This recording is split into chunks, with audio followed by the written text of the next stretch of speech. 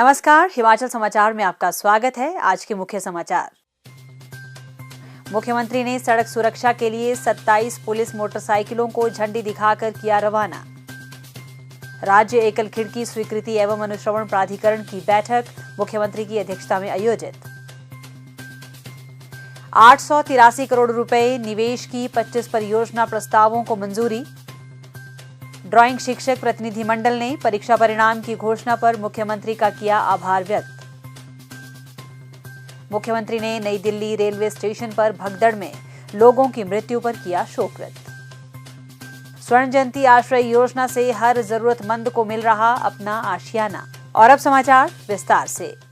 मुख्यमंत्री ठाकुर सुखविंदर सिंह सुक्खू ने आज ओक ओवर से सड़क सुरक्षा में सुधार के लिए 27 पुलिस मोटरसाइकिलों को झंडी दिखाकर रवाना किया।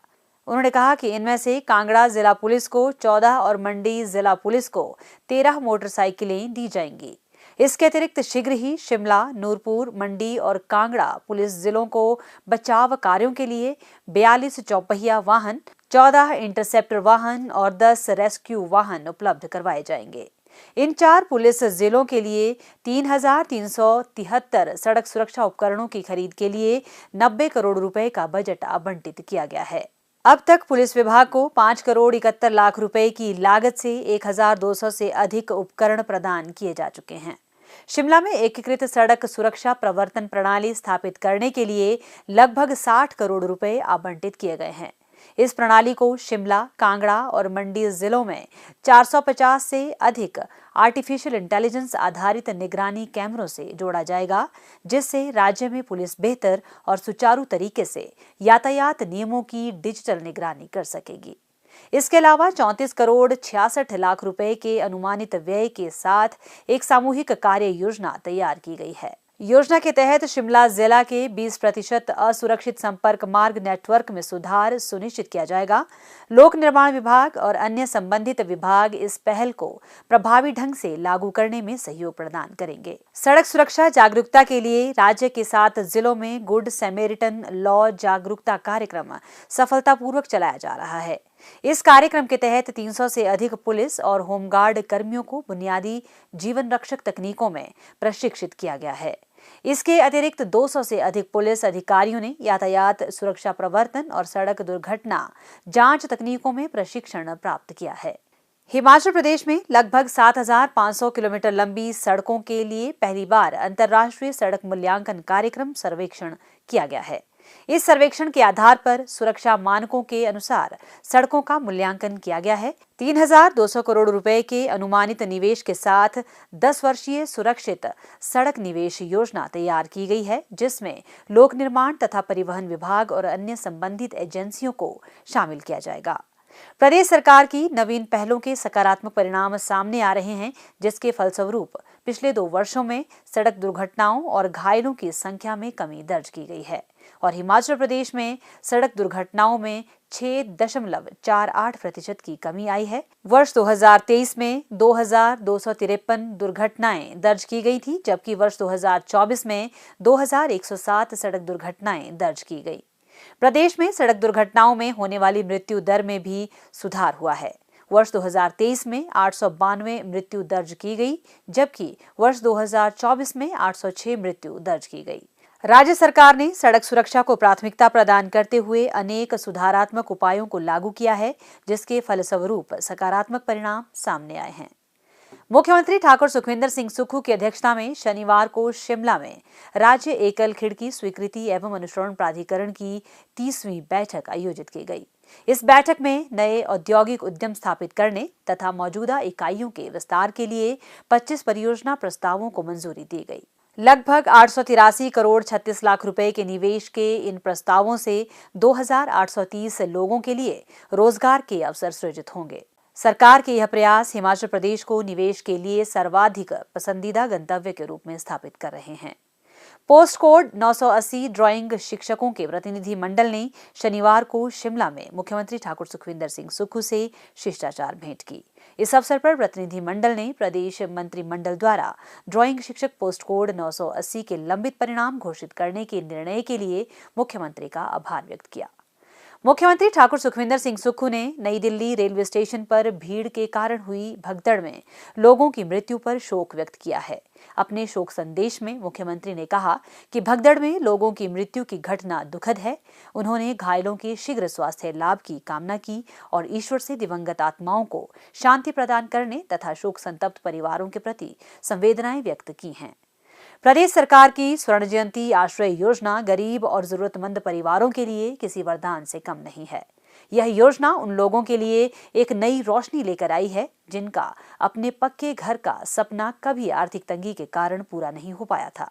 मंडी जिले के सदर विधानसभा क्षेत्र की ग्राम पंचायत साईगलू के नालसन गांव के श्री मान सिंह और बीर तुंगल गांव के श्री हरि सिंह की कहानी इस योजना की सफलता को दर्शाती है। उनका परिवार वर्षों से एक कच्चे मकान में रह रहा था। बरसात में पानी टपकता, ठंड में ठिठुरना पड़ता और गर्मी में घर तपता था। मेहनत मजदूरी कर किसी तरह परिवार का पेट पाल रहे थे, लेकिन पक्का घर बनाना संभव नहीं था। उन्होंने जब स्वर्ण जयंती आश्रय योजना के बारे में सुना तो तुरंत आवेदन किया। सरकार की ओर से 1,50,000 रुपए की आर्थिक सहायता मिली, जिससे उन्होंने पक्का मकान बना लिया। आज उनका परिवार सुरक्षित और सम्मानजनक जीवन जी रहा है। स्वर्ण जयंती आश्रय योजना के तहत मकान बनाने के लिए 1.5 लाख रुपया जो है सैंक्शन हुआ है और उस 1.5 लाख से कुछ मैंने अपनी मेहनत मजदूरी करके जो मैंने 4 कमरे का मकान स्लैब डाल दिया है। मैं और मेरा परिवार जो है खुशी से रह रहे हैं। अब मुझे बरसात और पानी की कोई चिंता नहीं है। हम गरीब लोगों के लिए जो है सरकार ने ये योजना चलाई है, इसके लिए माननीय मुख्यमंत्री श्री सुखविंदर सुक्खू जी का धन्यवाद करना चाहता हूँ। स्वर्ण जयंती आश्रय योजना के तहत 1.5 लाख रुपए मिले। मैंने 1.5 लाख से अपनी मेहनत मजदूरी करके 2 कमरों का मकान बनाया। अब मैं और मेरा परिवार मकान में खुशी से अपना जीवन व्यतीत करते हैं। मैं माननीय मुख्यमंत्री श्री सुखविंदर सुक्खू का बहुत बहुत धन्यवाद करता हूँ। सरकार की इस योजना से मंडी जिले में बीते 2 वर्षों में 356 परिवारों को घर बनाने का सपना पूरा करने में मदद मिली है। इस योजना के अंतर्गत क्षेत्र में अनुसूचित जाति, अनुसूचित जनजाति और अन्य पिछड़ा वर्ग के परिवारों को कुल 5 करोड़ 34 लाख रुपए की वित्तीय सहायता प्रदान की गई है। वर्ष 2023-24 में अनुसूचित जाति के 187 परिवारों को 2 करोड़ 80 लाख रुपए, अनुसूचित जनजाति के 3 परिवारों को 4,50,000 रुपए और अन्य पिछड़ा वर्ग के 6 परिवारों को 9 लाख रुपए की सहायता दी गई। इसी तरह 2024-25 में अनुसूचित जाति के 151 परिवारों को 2 करोड़ 27 लाख रुपए, अनुसूचित जनजाति के 3 परिवारों को 4,50,000 रुपए और अन्य पिछड़ा वर्ग के 6 परिवारों को 9 लाख रुपए आवंटित किए गए हैं। स्वर्ण जयंती आश्रय योजना उन गरीब परिवारों के लिए किसी संजीवनी से कम नहीं है जो आर्थिक तंगी के कारण पक्का मकान नहीं बना पा रहे थे। इस योजना ने न केवल उनके जीवन को सुरक्षित किया, बल्कि उन्हें सम्मानजनक जीवन जीने का अवसर भी दिया। मुख्यमंत्री ठाकुर सुखविंदर सिंह सुक्खू के नेतृत्व में प्रदेश सरकार गरीबों, दलितों और पिछड़े वर्गों के उत्थान के लिए प्रतिबद्ध है। यह योजना इसी प्रतिबद्धता का उदाहरण है, जो यह दर्शाती है कि सरकार हर जरूरतमंद के साथ खड़ी है और उनके सपनों को हकीकत में बदलने के लिए लगातार प्रयासरत है। अब किसी गरीब को यह चिंता नहीं करनी होगी कि उनके सर पर छत होगी या नहीं। हिमाचल प्रदेश सरकार की यह पहल हजारों परिवारों को सुरक्षित और गरिमापूर्ण जीवन देने में सफल हो रही है। हर गरीब का अपना घर का सपना अब सच हो रहा है। हिमाचल समाचार देखने के लिए सब्सक्राइब करें यूट्यूब चैनल हिमाचल समाचार, लाइक करें Facebook page information and public relations department Himachal Pradesh और सीएमओ हिमाचल। फॉलो करें x@DPRHP और CMO हिमाचल। फॉलो करें इंस्टाग्राम @DIPR हिमाचल और CMO हिमाचल। विजिट करें वेबसाइट www.himachalpr.gov.in। इस अंक में इतना ही। कल फिर होगी मुलाकात। दीजिए इजाजत। नमस्कार।